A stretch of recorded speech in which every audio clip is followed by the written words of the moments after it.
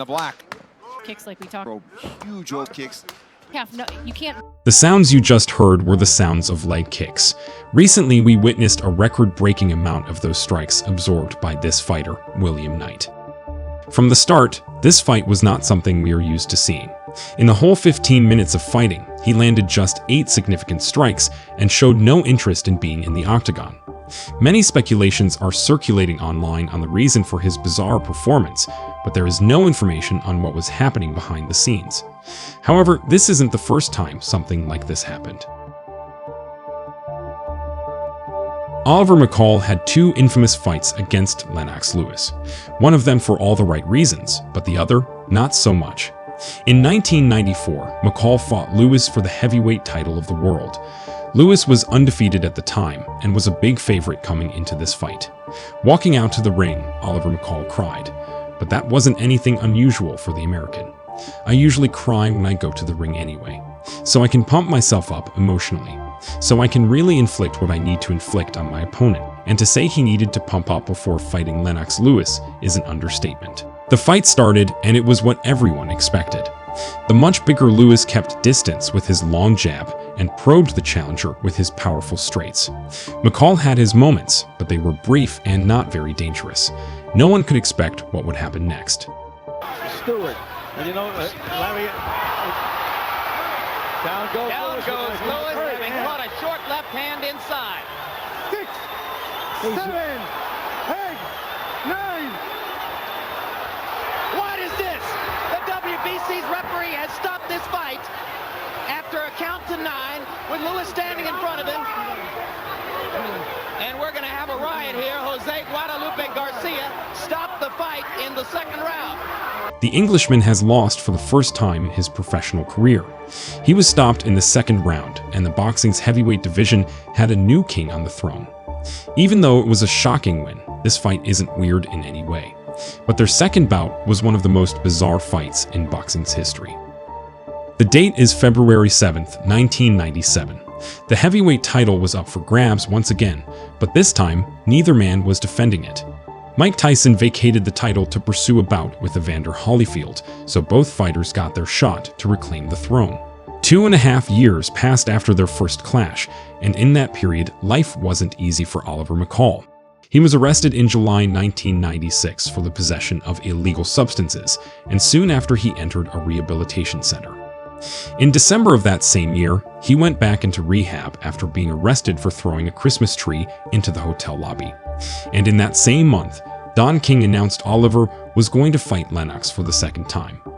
He was still in rehab when the fight was announced, which makes the situation even weirder and more bizarre. 2 months later, now both former champs are sharing the ring once again.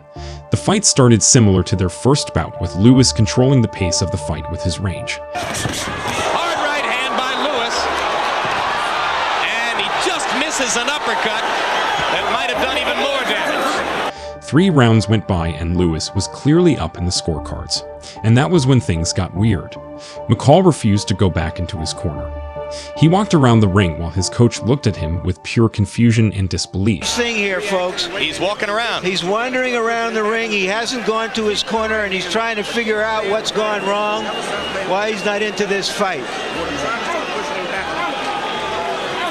The people in his corner are looking at him and wondering what's going on. The 4th round started, and he dropped his hands low while continuing to stroll around. Begin the 4th. So whether McCall is disgusted with himself, his corner, the referee, Lennox Lewis, the whole occupation of boxing, who knows? Lewis seems unsure what to do as McCall occasionally looks away from him and invites him to attack. But something wasn't right with Oliver. He shook his head multiple times, indicating that he didn't want to be there. The fight did go on, but his state was becoming worse. He began to cry while standing in his corner. He doesn't really want to fight. He's crying in his corner. I've never seen anything like this. In the 5th round, the bout was finally stopped with Oliver clearly waiting for the end. Soon after, McCall claimed it was a rope-a-dope tactic, but that wasn't the case. A clinical psychiatrist, Mark Schatz, insisted it was a mental breakdown. McCall had a nervous breakdown. It could be stress, anxiety, or many other causes. I observed all the symptoms firsthand. He walked around the ring. He ignored his corner. His eyes had a glazed look, as if he were in a dissociative state, as if he were not there at all. That indicates a breakdown. This was someone clearly in mental trouble. Months later, Oliver McCall was detained in a mental hospital after his wife took out an emergency custody order against him. He was evaluated by a mental health expert who testified at a detention hearing that McCall was mentally ill and in need of hospitalization, which explained his actions against Lennox Lewis. He resumed boxing not long after the incident and had his last fight in 2019 at age 54. He won the fight. Curtis Harper was set to fight an undefeated prospect, Efe Ajagba, in a 6th-round fight. The crowd was expecting fireworks from two heavyweights, but instead, they got this. And two opponents in quick fashion, and Curtis Harper has walked out of the ring. Wait, what? I cannot believe this. I've never seen this before. He walked out of the ring. He's not fighting this He guy. walked out of the ring. I've never seen this before in my life. Harper exited the ring seconds after the opening bell. Everyone present and everyone watching was confused and shocked at what was happening. As fans normally do, they started to create conspiracy theories on why Curtis left the ring, with the most famous conspiracy theory being that he was scared. However, it's hard to believe that a professional boxer was scared of his opponent at the start of the fight. And even if he was, he wouldn't just simply walk out of the ring. The story is much more complicated, but in short, he wasn't happy with the money he was getting and the treatment from the organization before the fight.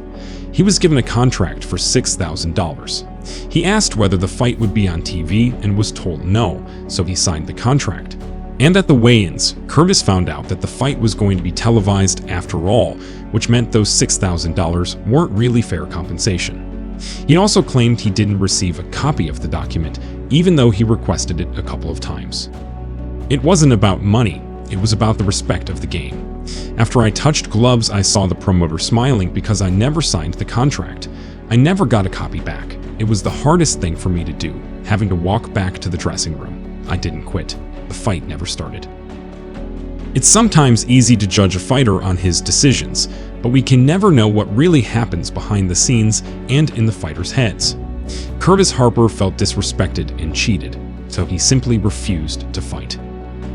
And this has been tested before, maybe never in this manner, but you guys will recall a couple of decades ago, one of the top boxers in the world named McCall was in the ring with, I believe, Lennox Lewis, and he broke down to what is best we understand a mental breakdown. That's the best it was ever explained to us, the audience. And finally, he had to just quit and say, stop the fight, and they did stop it, and the promoter tried to not pay him and say, well, you did not go out there and fight. You didn't fight, you gave up.